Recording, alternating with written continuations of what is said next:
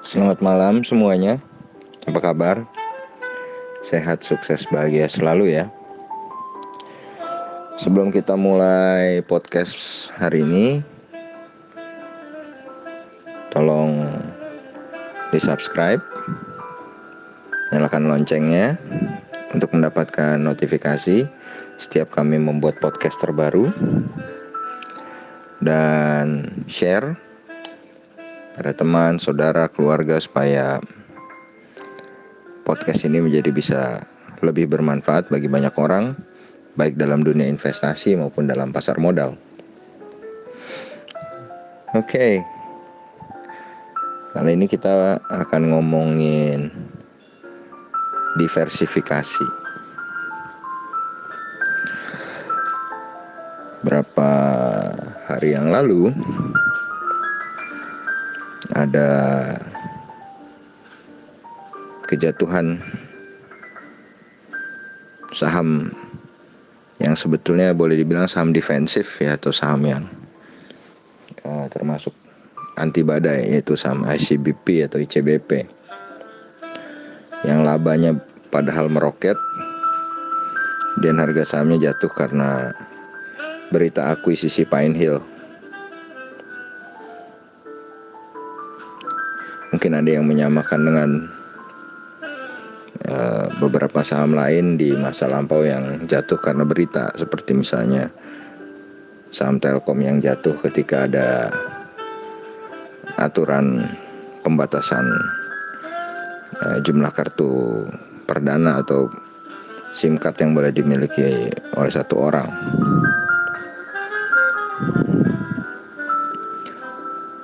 Fokus utama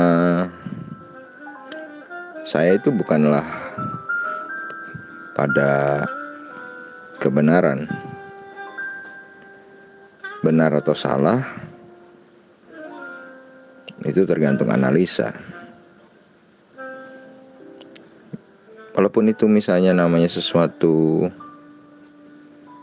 keburukan, seringnya malah gak seburuk yang dibayangkan. Karena manusia biasanya berpikir secara tidak rasional.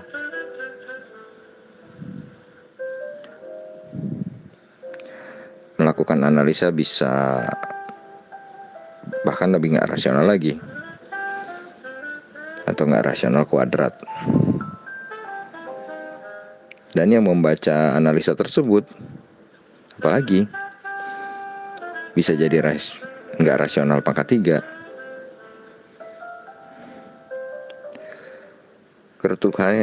Keruntuhan ekonomi bisa terjadi karena semua bergerak tidak bisa diprediksi. Tidak bisa diprediksi ini yang membuat suatu bisnis harus melakukan diversifikasi. Karena bisa aja ada suatu kejadian yang gak terduga yang membuat rencana berantakan.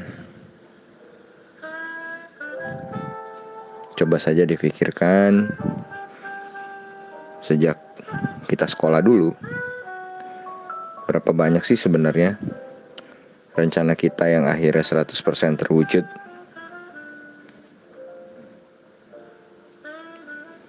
Atau ada perubahan di sana sini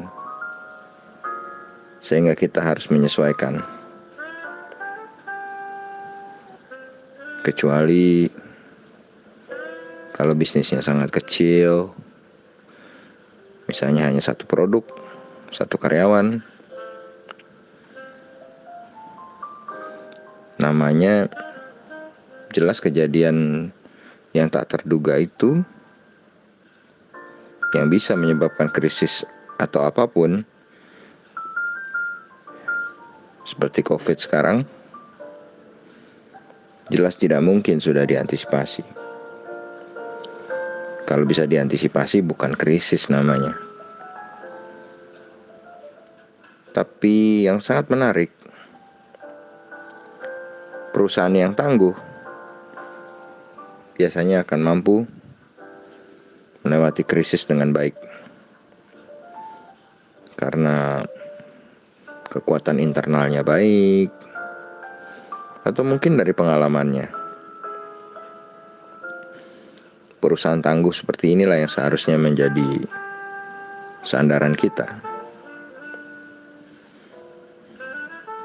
Di investasi pasar modal, diversifikasi juga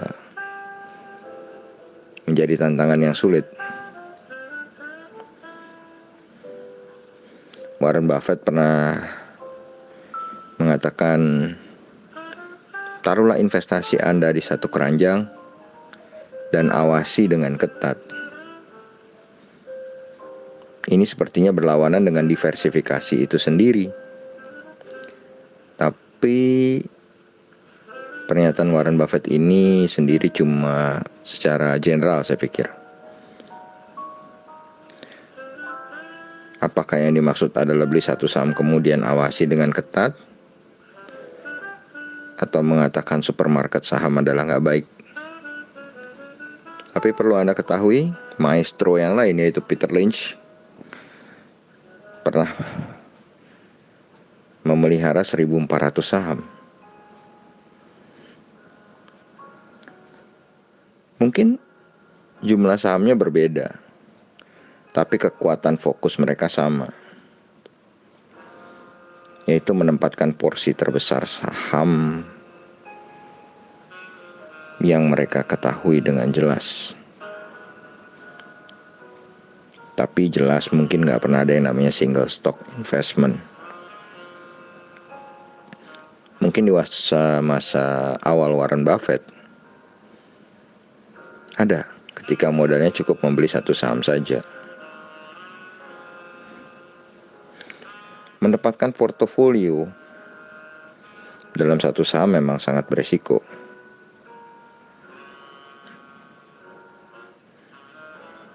Ada beberapa poin dalam membagi resiko.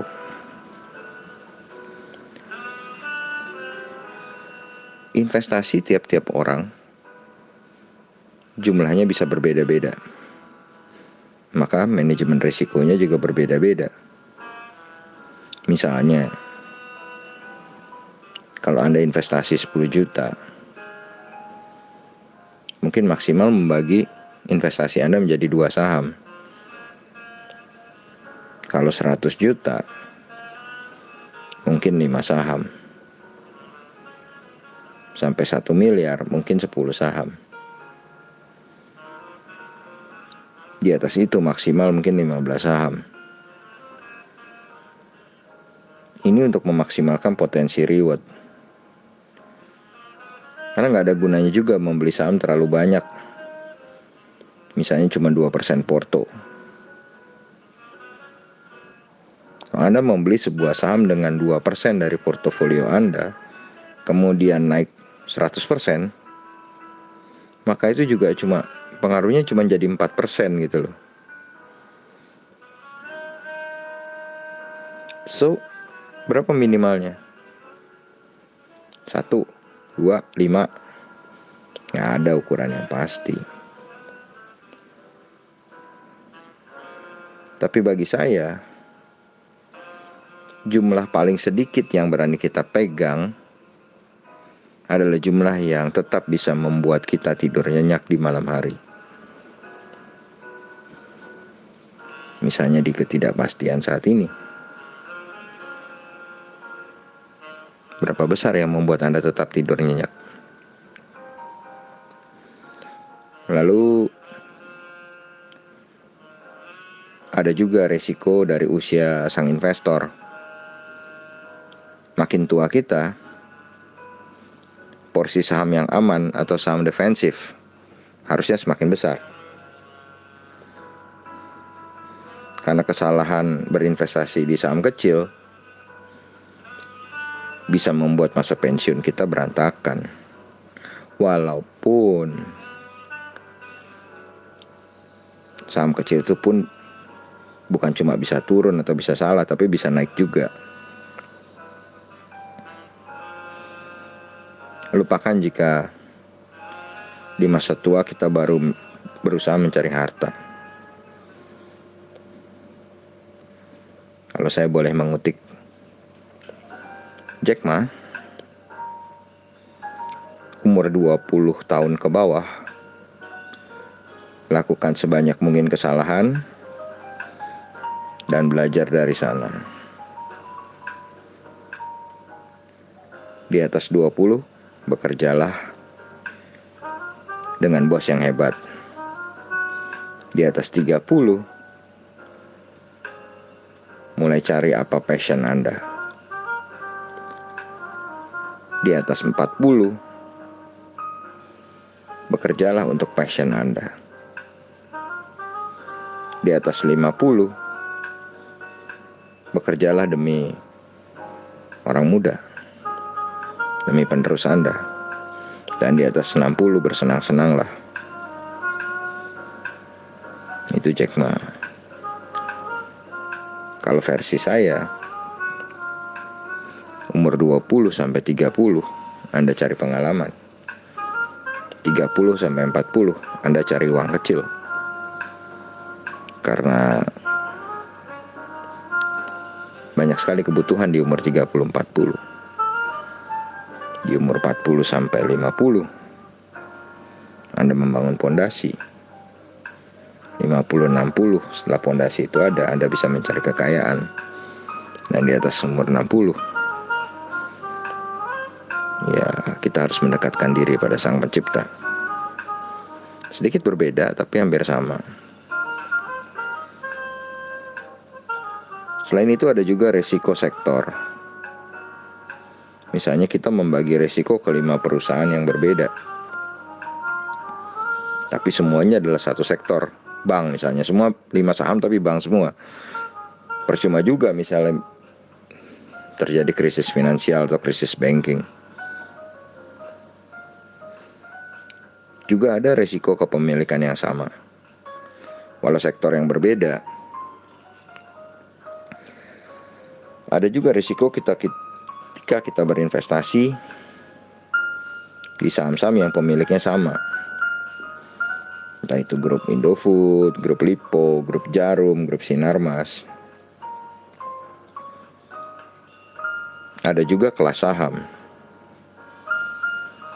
Saham-saham kelas 1 atau blue chip porsinya jelas akan berbeda dengan saham-saham kelas 2. Apalagi saham kelas 3. Kelas ini tergantung definisi tiap-tiap orang. Ada yang mengukur dari rasio keuangan, ada yang mengukur dari market cap, dan lain sebagainya.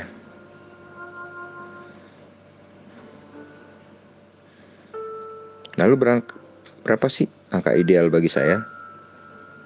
Bagi Anda? Mungkin seperti ini. Mungkin ya. Kalau kita punya saham, satu saham itu nggak boleh lebih dari 30% portofolio. Kemudian satu sektor itu nggak boleh lebih besar dari 50% portofolio. Dan satu grup perusahaan atau satu pemilik nggak boleh lebih dari 40%. Jadi 30%, 40%, dan 50%. Apa ini angka baku? Kayaknya enggak deh, bisa digeser-geser. Ini cuma angka. Carilah angka yang nyaman bagi Anda sendiri, kemudian beradaptasi sesuai dengan perkembangan yang terjadi.